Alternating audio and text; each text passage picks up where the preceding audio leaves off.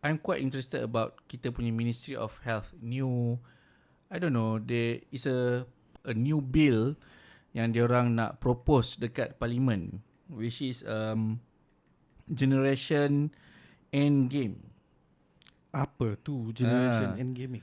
Apa benda Generation Endgame ni? So apa yang Menteri Kesihatan propose adalah untuk anyone lah yang lahir 2007 ke bawah.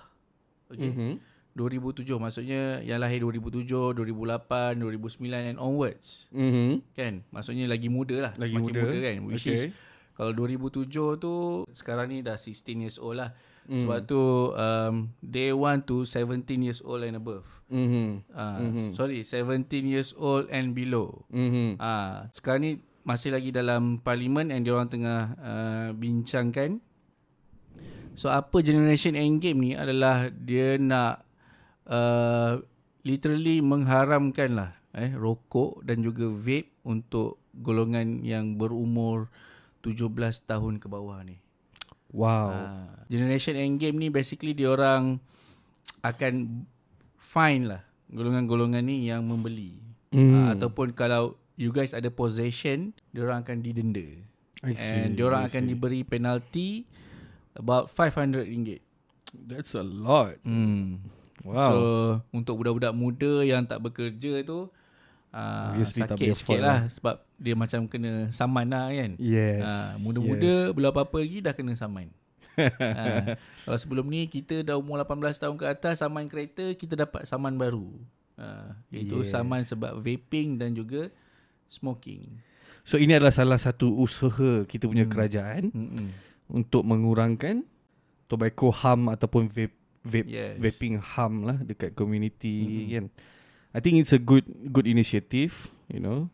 So what do they do for this? Is it going to be like a campaign or? I rasa dia orang akan letakkan ni as a rule.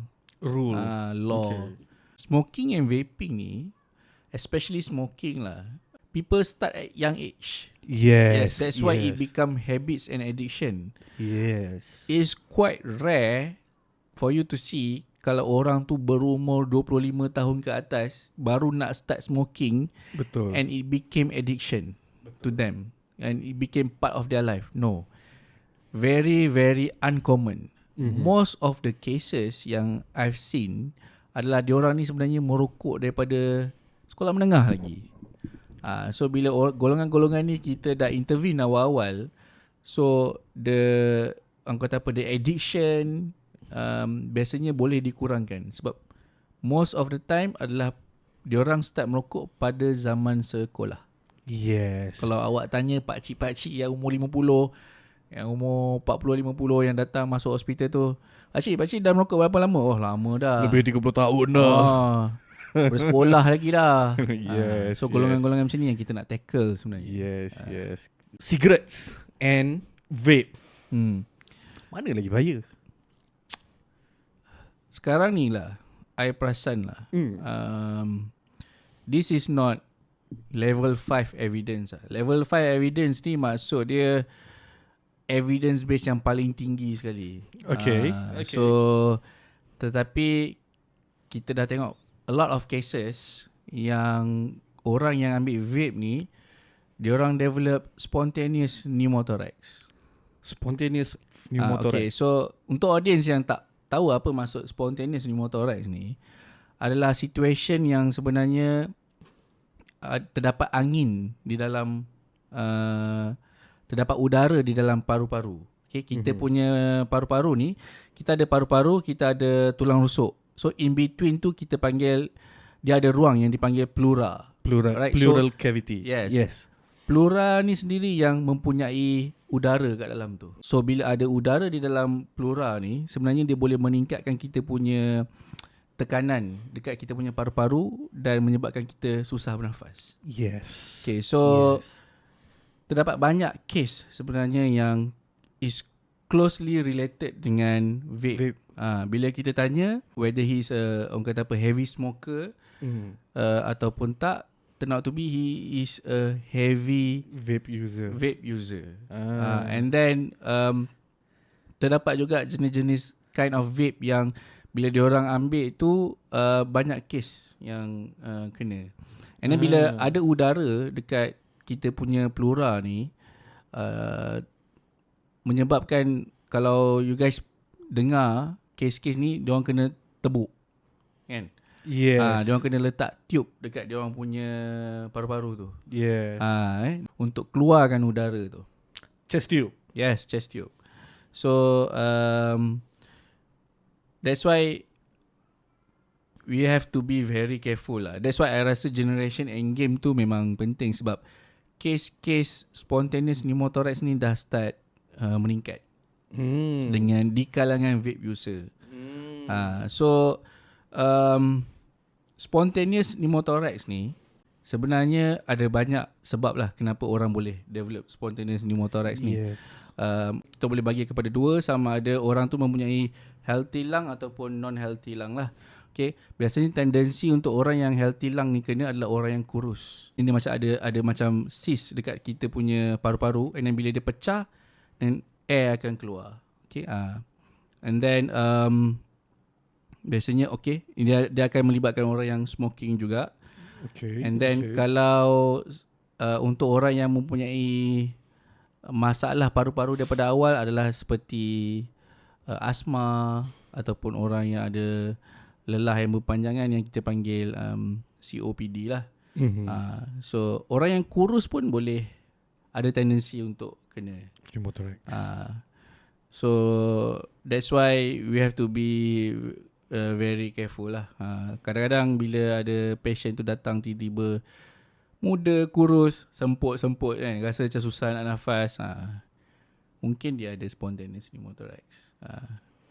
Before kita film podcast ni, I think you've told me you've seen cases of spontaneous pneumothorax.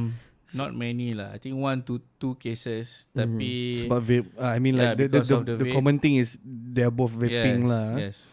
And then I think the social media at Twitter also quite a few. I nampak cases yang start meningkat. I think maybe now only we can start seeing the cases of spontaneous pneumothorax sebab vaping ni. Sebab vaping ni bukannya dah lama sangat pun. Maybe for the past few years baru kita expose dengan e-vaping ni kan, electronic cigarette ni. So I think it's just started that we start to see the trend. Maybe in the next few years time, we'll be seeing sebab a lot of untuk cases tobacco like smoking this. ni, kita dah ada a lot of studies like more than 20 to 30 years. Yes. So kita boleh nampak complication long term complication of smoking showing during our time. Yes. Sebab people smoking since quite long time ago. Just start recently. I think maybe 5 years and below. So that's why cases macam ni tak banyak, tapi ada dan makin meningkat. Maybe akan ada study about it lah.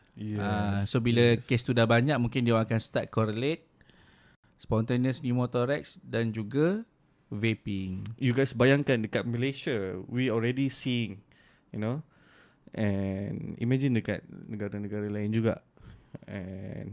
And obviously Malaysia is one of the vape punya industri yang membangun lah. So vape sekarang ni bersepah di mana-mana. Yes. And then Mamak, 7-Eleven. And it's not expensive. Yes. 40 to $50 and you can get like 6,000 to 8,000 of puff. Which I think easily last for maybe a month. 1 month, 2 months lagi murah.